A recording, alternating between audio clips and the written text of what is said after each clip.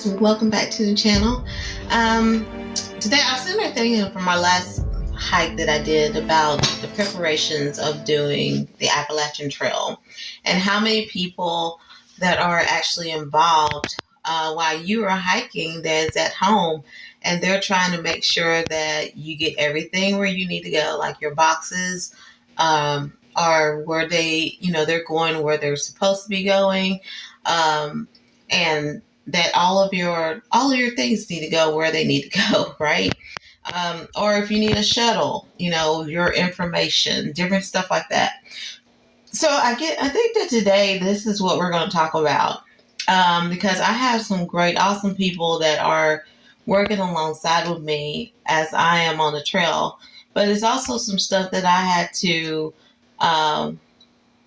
try to get together myself, even before we go, to make sure that everybody is working together, working in synergy. Trying to get that thing going, so that at home I don't have to worry about it. So I'm going to talk about certain things, like certain websites that I'm using to try to prepare for this hike. How I'm going to get my resupply. What towns will be good or efficient for me to be in, if I need to bail out at any time. Where are all these places at?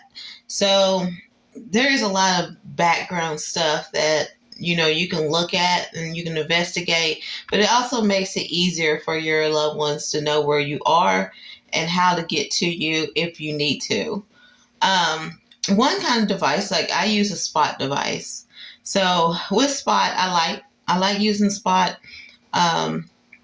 I know a lot of people use Explorer, but I have a Spot, and they have done some upgrades and stuff on it. Well, it also has like a map that you can send someone the link to, and they know up to the minute where you are through this map from your Spot. So it will show up, and it'll show where you stop for the night, or if you are walking. So it gives the person that you have at home peace of mind.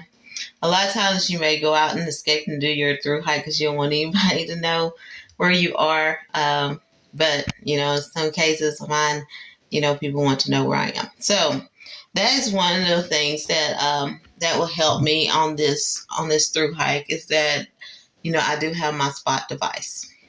Okay, so next is a website called White Blaze, and I am using White Blaze. So you can download all these PDFs. It has like your hostels. It shows where your resupply locations are. It has your shelter, your mileage from each shelter, or how many miles it is from it, your post offices. It also have the parking lots on it. So White Blaze is one of the websites that I am using to get me ready for the Appalachian Trail. Truly, I have some things that are very highlighted that I know that I want to stop, and I know that I want to make sure that one of my boxes gets to a certain place that I know for sure that I'm going to stop at. So I have everything printed out, and all of the parking lots, all that stuff is very important in case I know that at this point in time I need to be out trail.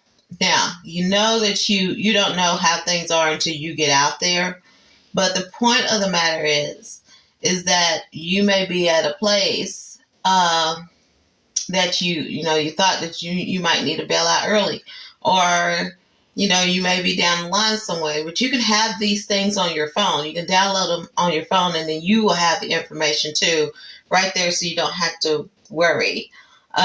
Just have a second guess, like, I think there's a parking lot or something like that. So, White Blaze is something that I am using a lot to try to get this trip together. Now, the next one that I do, you can look at the Appalachian Trail Conservancy website, and it will also give you trail updates. So everything from your backcountry, what's closed, all of this stuff. So this is good, but I have someone that's going to be at home, going to give me kind of like these updates, every now and then about what's going on trail. Also, we have the ability to look at that ourselves too, if we need to, if there's anything bad. There's also, your weather apps that you have. I have a couple of really good ones, and I'll put them in the link below that I use to track weather and other things that are very important about the trail and closures. With me trying to get everything together, like what's in my pack, that's great. You guys see thousands of people what's on our pack, but the thing is that everything is going to come, whatever is comfortable for you, that's going to be on your your pack. But there is basic and essentials that you got to make sure that you have. So just to make sure that I have what I need to, I always go on the website. Okay, like this is the best thing that I have found for backpacking checklist on the REI website is a backpacking checklist. And so I'm able to check off what I am actually going to have and what is it that I'm needing to have. Of course, you're not going to need everything that's on this list, but you can check off the items that that you're going to use for your backpack and your thru hike. So this is good. The list is also good. So I'm going to print out like the different brand that I need in case I get out on trail and I need my family to buy me something new, or I needed something real quick. So I can put down the name brand and what type that I'm going to what I need on there, and then they're able to actually go and get that for me and put it in my resupply box. So definitely looking into something like that is good. So they will have a copy, and then I will have probably like a little miniature copy that on my phone that I can kind of look and make sure I keep up with all my stuff. So it's really surprising. Like you go through and you're just like, man, I forgot all about that. That's what the list is for. So of course, you don't know how things are going to be until you actually get on trail. What you're, what you need to adjust. But for right now, the checklist is like a really good thing, a good ideal, just to make sure you have the basics in your backpack to get you started. So another thing that I'm going to use also is the Far Out app. So I will have that on my phone. But it's also good to have a paper map. I know that is like unfamiliar to some people, but it is something that is good. It's good for you to have a paper map. It doesn't take up much space. Don't worry about it, all those ultralight people. But it has where your water supplies and different things are and the basics. So, just to have that with you in case all your electronics, everything gives out, at least you got something.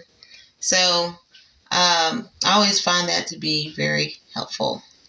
So as I prepare for this Appalachian thru hike, it's also good to talk to other people who have actually done the thru hike. It's different from having someone, through media and you're asking questions.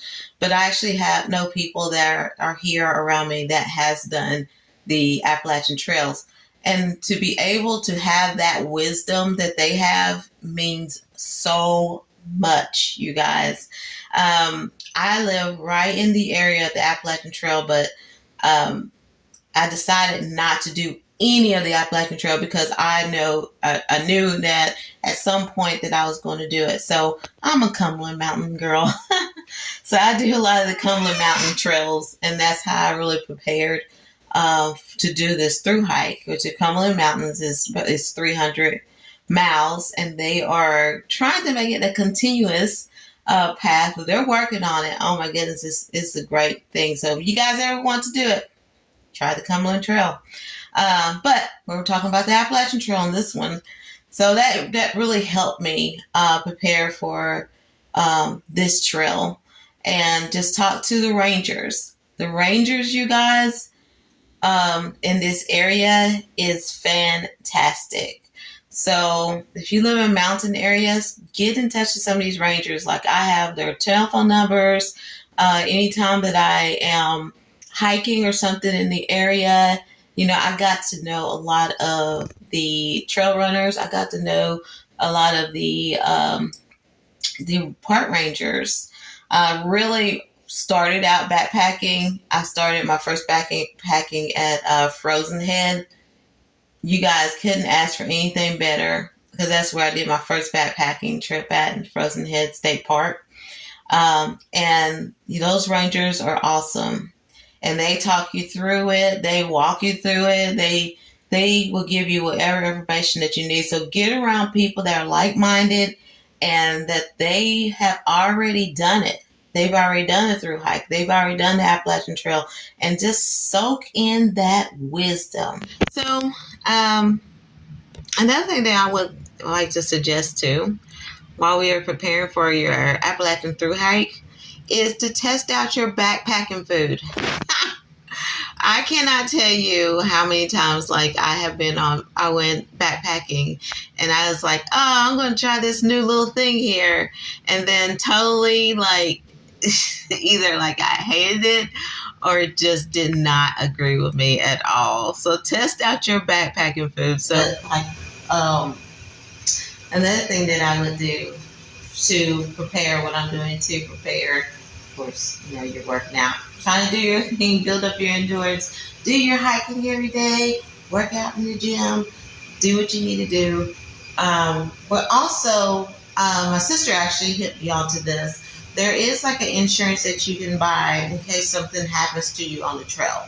Say if you had to get airlifted or something like that, the worst thing that can ever happen to you, if there's some kind of medical emergency that will happen, that can occur on the trail, medical bills can wipe out your whole entire life, you guys. Of course, you know that. One bad step, anything can happen. But there is a medical insurance that you can get very cheap while you're on trail, that if something happens, you have to press that SOS button.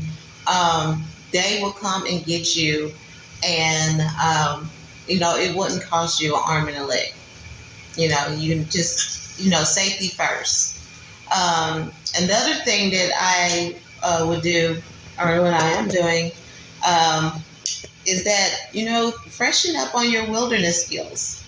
Freshen up on your first aid. If you got CPR, you want your little kit that you have, your first aid kit, make sure you know how to use everything that's in there properly. If something happens to you, do you know how to bandage yourself up? Those are certain things that, just keep in mind. I've been nursing for over 35 years before I decided to make a career change. But keep that in mind. Sharpen your skills before you go. Do your wilderness training, or take a wilderness class, or, do first aid. So those are some things that, just starting on, if you're thinking about doing the through hike, if you're getting ready to step off on trail, those are some sites, some different things that I'm doing, trying to prepare and get ready for this great adventure, because we want it to be fun, but we also want to use wisdom to just kind of help, because finances is a big part of this. So you're going to take out so many months. Do you have the right budget? Do you have the right income? Do you need to get out trail and work a few days? What is it that you need to do? Budget is a big thing, because after this trail is over, you're still going to have to live. And don't feel bad if you're not able to do it. If you plan on doing it and you're like, hey, my money's not working right. Hey, being delayed does not mean being denied. You can put it off, because you don't want to leave everything behind and then come back to chaos. You don't ever want to do that.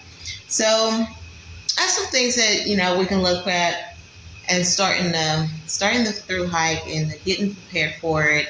Some things that I'm doing that I have gotten ready, and we're getting ready to do this big meeting with all of my friends and my family that's going to support me on the trail. And so I just want to jump in here. That's a little bit of, just kind of give insight for people that are getting ready to start or about to start. I don't know, any of this information can help you, but I'll put the links below. And I hope you guys have a wonderful and blessed day. All right, until next time, see you on the trail.